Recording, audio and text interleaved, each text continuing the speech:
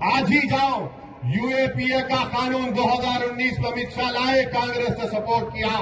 Chidambaram minister थे, मैं UPA की सपोर्ट कर रहा था, मगर मैंने कहा मैं मनमोहन सिंह की सरकार का साथ नहीं दे सकता, क्योंकि ये जो टेररिज्म का डेफिनेशन तुमने डाला है वो इस्तेमाल होगा मुसलमानों के खिलाफ, दलित के खिलाफ, ट्राइबल लोगों के खिलाफ। आज जो 2 बच्चे हमारे जेल में, तिहाड़ जेल में, दिल्ली की हाई कोर्ट ने उनको जमानत नहीं, सुप्रीम कोर्ट ने उनको जमानत नहीं दी, तो जिस सेक्शन का मैंने हवाला दिया था जब चिदम्बरम कानून लाए थे दहशतगर्दी का, टेररिज्म का, सुप्रीम कोर्ट ने वही डेफिनेशन को सामने रखकर उनकी जमानत को रद्द कर दिया। वो बच्चे 5 साल से जेल में हैं। मुबारक हो कांग्रेस पार्टी, तुमने हमारे बच्चों की जवानी को बर्बाद कर दिया, हमारे ज़ईफ लोगों के बुढ़ापे को तुमने बर्बाद कर दिया, तुमने हमारी माओं के ख्वाबों को चकनाचूर कर दिया। मगर इंशाअल्लाह ताला 9 तारीख के दिन तुम्हारे सियासी ख्वाब को मियां बर्बाद कर देगा, अपने वोट के जरिए बता देगा कि जो हमको धोखा देते हैं हम उनका साथ नहीं दे सकते हैं। तो मेरे अजीज दोस्तों और बुजुर्गों, अमीनुल इस्लाम को जेल में क्यों डाला गया? कोई कांग्रेस का नेता जेल गया? कोई गया जेल में? गया तो नाम बताओ। जेल में उसको डालते हैं जिससे डरते हैं। जेल में डाल दिया अमीनुल इस्लाम को, मगर अमीनुल इस्लाम 8 महीने जेल से निकल कर आया तो और ज्यादा बोल रहे थे। आज हेमंतो, तुम जितना दबाओगे उतना उठेंगे इंशाअल्लाह ताला। तुम्हारी जेल हमारे हौसलों को कमजोर नहीं कर सकेगी, तुम्हारी जेल हमारे दिलों में खौफ नहीं पैदा कर सकेगी, इसलिए कि मियां डरता तो अल्लाह से, किसी और से नहीं डरता। तो मेरे अजीज दोस्तों और बुजुर्गों, और फिर हमारे भाई अब्दुल अजीज साहब सामागुड़ी से कैंडिडेट हैं, उनके मुकाबले में रकीबुल साहब के बेटे हैं।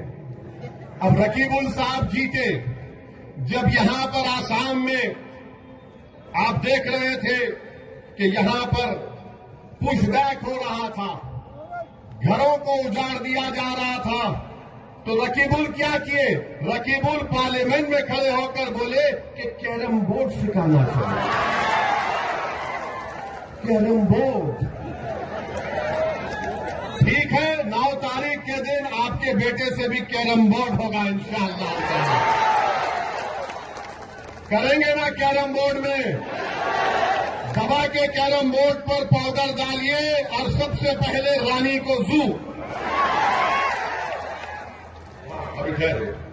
अभी उड़न कटोले में जाना है अजमल साहब के पास, तो मेरी आपसे गुजारिश है कि 9 तारीख के दिन आप अब्दुल अजीज साहब को भी वोट देकर कामयाब करिए। रकीबुल साहब 5 मरतबा एमएलए थे, 5 मरतबा मिनिस्टर थे। कांग्रेस के लोगों, एक काम बता दो जो रकीबुल साहब ने किया इस विधानसभा में, एक काम बताओ, एक काम बताओ। नहीं किया तो वोट देंगे उनको आप। 9 तारीख के दिन किसको वोट पड़ेगा? ताला चाबी पर बटन दबेगा। और हम हेमंत बिस्व शर्मा से कह रहे हैं कि तुम मियां को डरा सकते, तुम मियां को डरा सकते, मगर हम डरने वाले नहीं हैं। तुम हमारी कमर तोड़ना चाहते हेमंत साहब, आप हमारी जान ले लो, बोलो कहां पर आओ, गोली कहां मारते बताओ, मैं मरने तैयार हूं। मगर याद रखो, दुनिया जब तक, मियां जब तक जिंदा रहेगा, दुनिया उस वक्त तक रहेगी। बिस्मिल्लाहिर्रहमानिर्रहीम। अस्सलाम वालेकुम व रहमतुल्लाहि व बरकातुहू। मोअज़्ज़िज़ हाज़रीन इकराम, बुजुर्गाने कौम और मिल्लत, मेरी इज्जतदार माँ और बहनों, मयूर नौजवान साथियों, मंच पर बैठे जनाब अब्दुल रहमान अजमल साहब, AIUDF के तमाम पार्टी के जिम्मेदारान, भोपाली हाट के AIUDF के उम्मीदवार मोहतरम जनाब अमीनुल इस्लाम साहब, समागुड़ी के उम्मीदवार AIUDF मोहतरम जनाब अब्दुल अजीज साहब,